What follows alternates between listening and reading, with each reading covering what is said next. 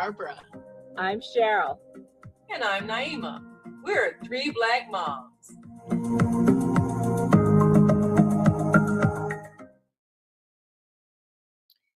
If you pick your newborn up or your baby up when they're crying, you're going to spoil that baby.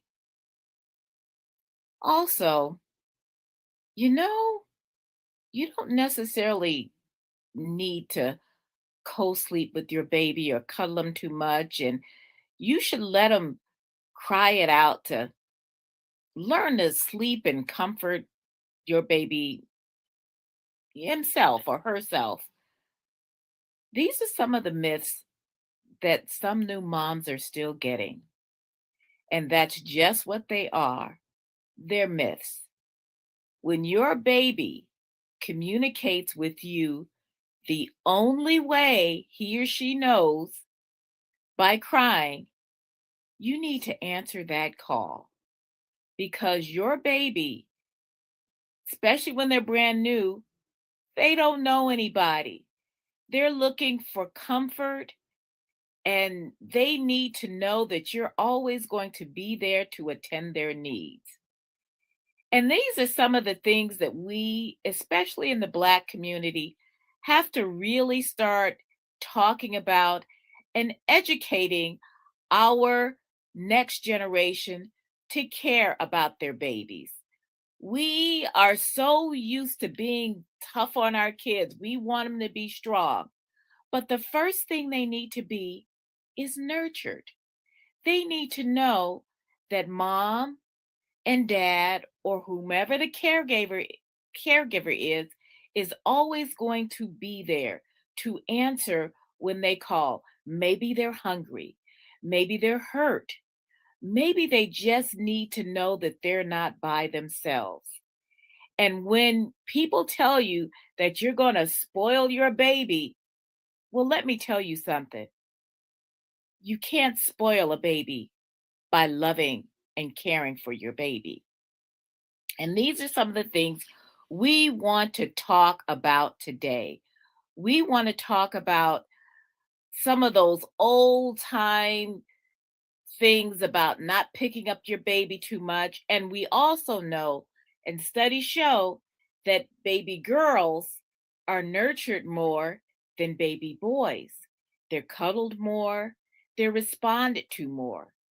And while we're at it, let's also talk about that whole nonsense that contributes to toxic masculinity by telling little boys that they shouldn't cry.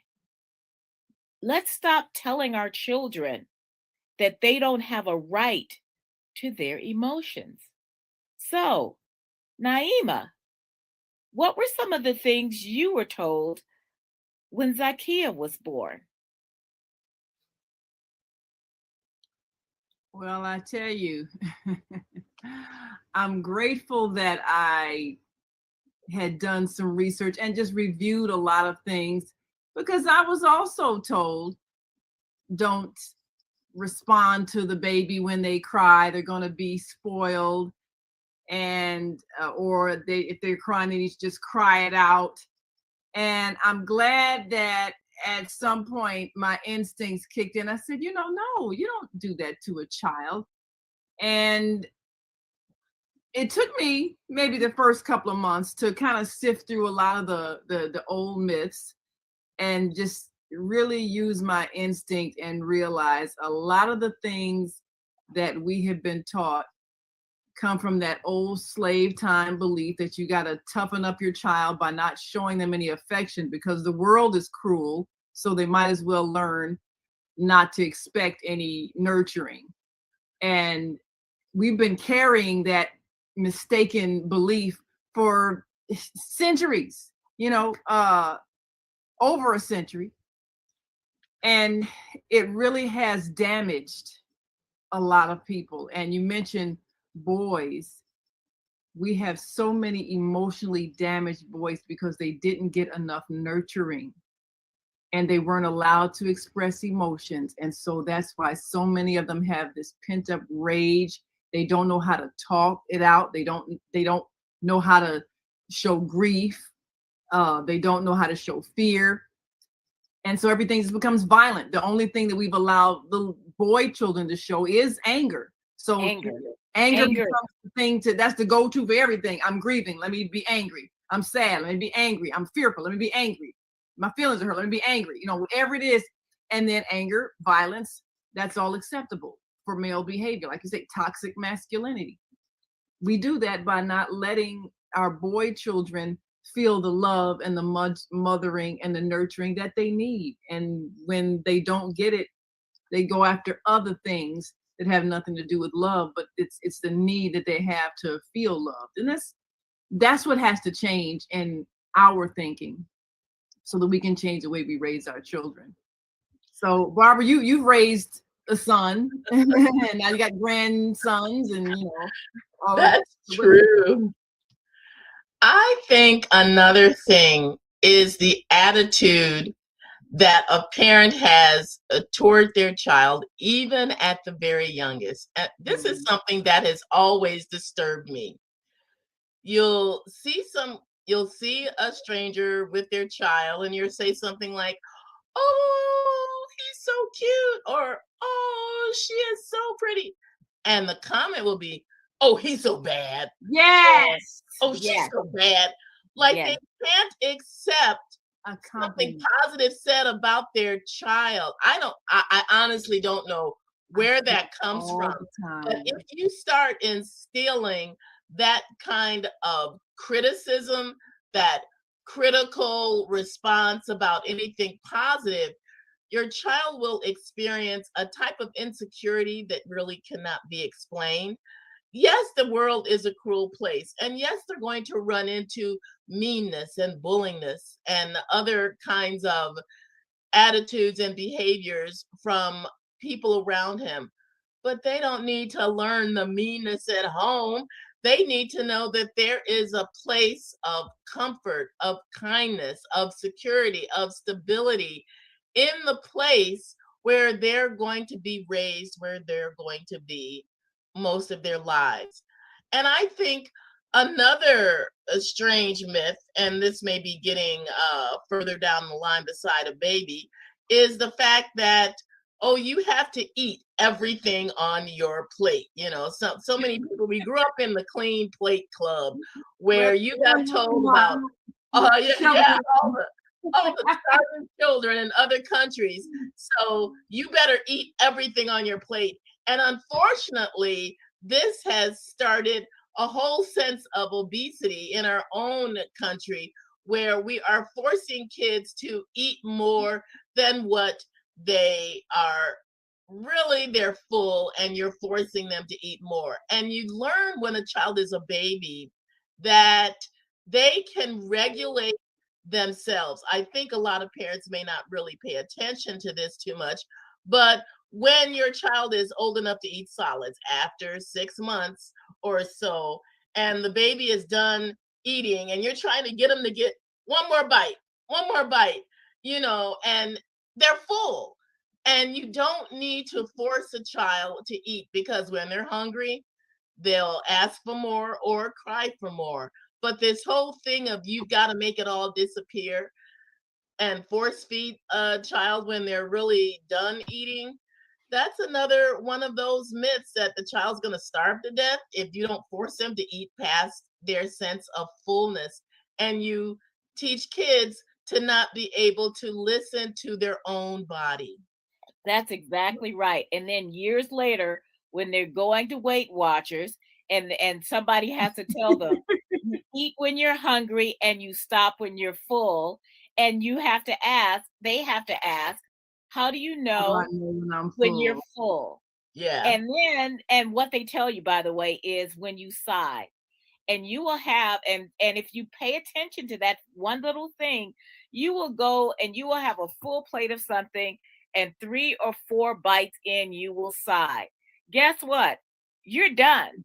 But the thing is that we keep eating because we have been taught from infancy to clean your plate or to keep eating beyond. And I think if everybody actually stopped eating after that sigh, you would see the weight go down. You'd see a whole lot of more people with doggy bags and leftovers, but that's okay because you have to retrain your body. And there's a lot of things that we do, and some of it is really, as Black people, we have got to stop punishing our children for being children. Barbara, when you were saying something about somebody saying, oh, they're so bad, I have told young mothers, and when they say, oh, they're just so bad, and I said, no, he is not being bad. He is curious. He is showing signs of intelligence, and the curiosity is right where he is supposed to be. And yes, when they are 2 and 3 years old and they are getting into everything, you need to limit them to make sure that they are safe and show them some boundaries for safety. But you need to embrace the fact that they are curious about the world around them because their brains are growing. And we can't keep telling our children, just go somewhere and sit down, because we do not need to be raising children who are just placid and where they're not little old people that need to just sit down and rest their bones. They are children, and we are constantly worried, and the society does that too. They had a experiment once with all these teachers, and even the Black teachers did this. So they were showing these teachers, there were 4 children. There were 2 Black children, one female, one male. There were 2 white children, one female, one male. And they were telling these teachers, okay, watch for misbehavior. Actually, the trick was there was no misbehavior in any of the children. They're like 5 years old. And there was no misbehavior in any of the children. And what the experiment actually was is that they were watching what child the teachers were focusing on. All the teachers, including the Black ones, were focusing on the Black boy. Wow. So they were all expecting for this Black boy to misbehave. And so and like I said, it was obvious even for the Black teachers to do this. So we have already socialized ourselves to expect our Black boys to misbehave. That is why they're more harshly punished. So we need to, start from the crib. When your little boy cries, you pick your little boy up. Dad, you kiss your little boy. You tell your little boy that you love him. When he falls and he hurts himself, don't tell him, oh, you need to man up and big boys don't cry. You comfort him and say, what's wrong? Because if that was a little girl and you did that, that's the same way you would treat your little boy. And when a child is hurt, you comfort them. When they're hungry, you feed them. When they're done eating, you don't punish them for not cleaning their plate. Make their plate smaller, make the portion smaller, and don't overwhelm them. And these are the things that we need to toss out as a people. As a people, we are. I'm so blown away by Trevor Noah's last show and what he talked about Black women and how he praised Black women and says, that we need to be listening. Well, we need to listen to ourselves. We need to listen to our own instincts and stop having someone else tell us, oh, don't pick that baby up. We already know how we're supposed to nurture our children. Just get out the way. Let us do it, because don't let someone else tell you how to love your child. Absolutely. The thing that we get stuck on, and you probably have had this happen after you explain to a mother not to say her child's bad, you explain the whole thing. Oh, they're just curious, they're showing intelligence, you want to encourage them, give them ways to explore. You say all of this logical stuff, and then they still erase everything you just said. No, they just bad. And you want to take the mother and just take them. It's like, think of what I just said. No, but But you know what? Because that's what they've heard. That's why you will heard. That is what they've heard. That's what they've grown up with. When people go on and on about how they were beaten as children and they turned out okay, as if trauma is okay, and they will keep on passing on trauma to the next generation, and all the other things that they do. That's why you get these horrific cases of people leaving their kids out in the cold to freeze to death. People like forcing their kids into closets and starving them to death and all these other things, because we are convinced that childhood curiosity is a bad thing, that childhood growth is a bad thing, that childhood even when they're boisterous, I mean, a lot of children are over the top and all these other kind of things, and there's ways to redirect, undesirable behavior or behavior that is self-destructive, but telling them that they're bad isn't one of them. Right. That's a type of conditioning, I think, that is so harmful. It's very wounding. I just happen to have finished a book with my women's group. Can't see it. What is it? Can't read that. It is from You Are Worth the Work by Junie Felix, From Trauma to Faith. And she talks a lot about the trauma in her own life, growing up with a mother that had mental illness. So there was definitely abuse there.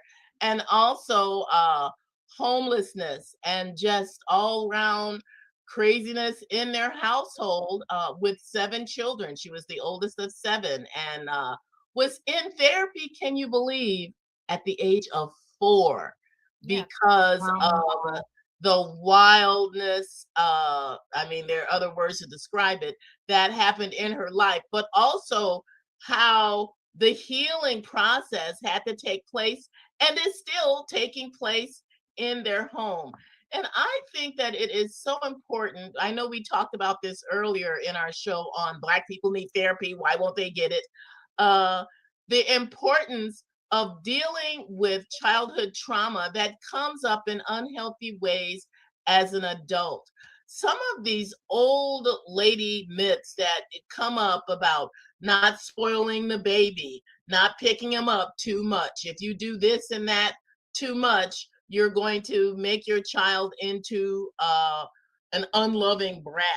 And this is serious old school type thinking. I was at a girls baby shower, and all the moms were all giving all kinds of advice, writing things in the new mom's journals. She hadn't had the baby yet. And I was surprised at a couple of my older friends who said that same thing. And I didn't want to come off and sound contradictory, but I actually did pull the mother aside privately and say, you know what, don't listen to that. If your baby cries, your baby is messed up as they are. You get to a place where you can recognize the different cries and what they mean. But if you are letting your child get to a point where they are now screaming, you are not going to be able to discern what is wrong if you're not prompt in dealing with their needs, checking everything. Sometimes it just means just to hold them. And there's totally nothing wrong with that. That's fine. And that's okay too. The other thing that people have in their minds, the idea of don't let your child get the big head. So that means no, don't praise them. Don't say anything nice about them. Don't say anything complimentary to their face, because then they'll become conceited. Now that's another myth that I don't know how that developed, but that I see that a common thing where if for some reason parents think you're not supposed to say anything nice about a child, you're supposed to keep them humble. Matter of fact, I think I heard someone use that term. Well, you want your children to be humble. And I'm like, how is we are not, you know what? Make them humble, and how? You know what? Because we still want to raise slaves. We're still trying to raise our children to either, be a good slave to massa or to stay under the radar so we're not sold or down the river. We need to stop raising our children to be enslaved people. We have not been enslaved people for several generations now. We need to stop trying to make our children slaves and then wondering why we have the mental health issues in our community that we do. I have a short quick story. I think I may have told this before. When Dr. Ann, who is one of our guests, she was my pediatrician, my daughter's pediatrician, and Sarah had lost a lot of weight when she left the hospital. She was a little jaundiced, so I had to keep waking her up to make sure that she ate a lot. I even made up a song, I'll spare you.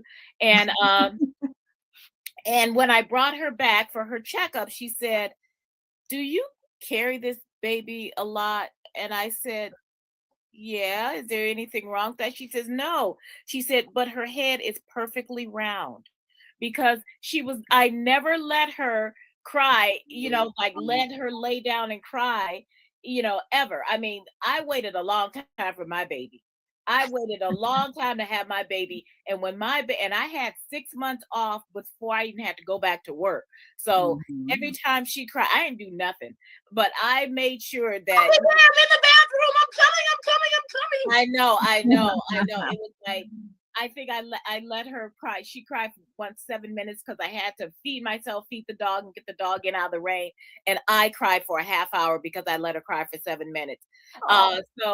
So, and that's the thing. And that was like one of the guiltiest things I still feel. And she was like 3 weeks old, and and that was it. I will never, ever have this happen to you again. And I never did. She's 23. If she starts crying now, I'm going to pick her up. So that's the thing. Well, people don't realize when a baby is crying, they're not just hungry, they're actually starving. Yes, and because it's hard they to eat every accept 2 that hours. concept. I think more people should be willing to do, I did have 3 kids, but I'm telling you, I read a lot of books, a lot of parenting magazines, a lot of parenting advice columns, and it was helpful to get the opinions of other materials besides moms who are the same age as you and don't know much more than you do. It is good to be able to learn how to discern what is sensible, what is practical, what is the most nurturing thing. Because sometimes people, they're only going by what they were taught, how they were trained, and they pass that on to you. Just like someone saying, "Oh, the baby will sleep better if you put some cereal in their bottle." Well, yeah, they might, but babies aren't supposed to be having smoothies. This will teach the child not to be able to use their muscles in suckling and in drinking. And now you're introducing food into their bodies at too early an age. The system is ready. Cause allergies. Constipation. It causes constipation. It causes our food allergies. In fact, Dr. Ann has said that that's why a lot of children get, especially Black children, get asthma at too early an age. Is them people introducing cereal like 4 months old, and all of a sudden they want to start putting them on rice cereal and putting it into their formula. I actually had a mother, and she was her daughter was exactly a month younger than Sarah. And she was an older mom too. And she was doing that. And I didn't want to say, you shouldn't do that. But I said, talk to your pediatrician about that. And so when she did, she says, okay, my pediatrician said not to do that. But I didn't want to get on her case because what I knew, because like Barbara, you said, I was a new mom too. But there's things like that we will, that we do know, but then people kind of dismiss it because you're learning too. So you just say, what, talk to your doctor about this. But I'm not sure that that's a really, if you want to just have them do that just so they'll sleep better. And that was the whole thing, is that, you do this and you introduce this stuff so they'll sleep better because they're fuller. Kids are going to eat. They're hungry every 2 hours. Be ready to feed them. Don't try to feed them on your schedule. How would you like it if somebody says, you can only eat every 4 hours. I eat. and that's it. and you're starving because you just worked out and you did all this other kind of stuff. No, you can't have anything to eat or drink until those 4 hours are done. You know, you'll be so hangry by that time. And you don't want a candy bar either. You want food. You want food. Yeah, you don't want so listen to yourself and listen to your baby, because and keep that relationship. Don't let anybody try to keep you from loving your child too much. And that's one of the things that we need to stop doing. Don't let anybody keep you from loving your child too much. Well, we have to go, but definitely talk to your pediatrician and make sure that you don't follow any of these. Just follow the golden rule. Treat others as you wish to be treated. If you don't want to be made, if you're sitting in urine or something, would you want somebody to just let you sit there for hours? Because you're crying, and just let them cry it out. But wouldn't you want somebody to like see that this is what it is, or whatever it is? If you got a pin sticking in you, whatever it is, wouldn't you want somebody to just tend to you if you were crying, whatever it was? So don't do that to your child. And that's I think that's the basic thing. Treat your child the way you would want to be treated. Act like you treat them even better than you want to be treated. Yes, because you know what? You can say something they can't. Because that baby is a gift. That baby is a gift. That baby is a gift. It is hope that you brought that baby into the world and you wanted that baby. So treat your child, from infant to all the way up when they're grown kids still coming in and out your house, or maybe they've moved away, but you treat them like the precious being that they are. Absolutely. And one last quick thing, don't be so quick to wean them. That was another myth. A lot of the bonding that happens between mother and child is the breastfeeding phase, and we had doctors trying to sell formula for generations, and now we're realizing it was not the healthiest thing, emotionally or even health wise. So for either of you. So sometimes the old fashioned ways are better. I carried my child around in a pouch like they used to say. Ain't that primitive? No, that actually aided her mental health. She was a calm child. She wasn't a crier. She was much more alert because she could hear me speak. So all the different things, her development was, quick development,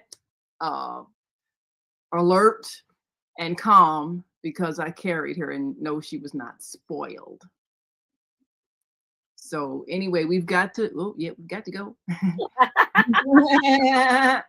But make sure you subscribe to our YouTube channel, Three Black Moms, and follow us on Facebook, Three Black Moms. And feel free to write in some of the old myths that maybe you followed that you wish you hadn't, now that you know better.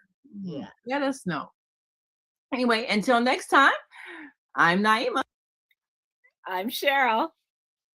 And I'm Barbara.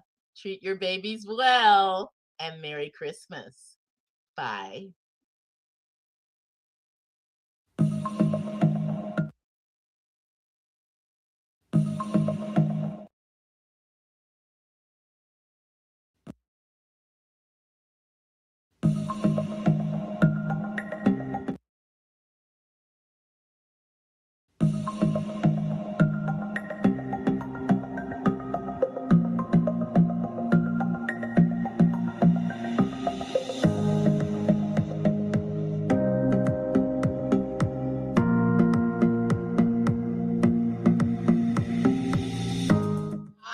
I'm Barbara. I'm Cheryl. And I'm Naima. We're Three Black Moms.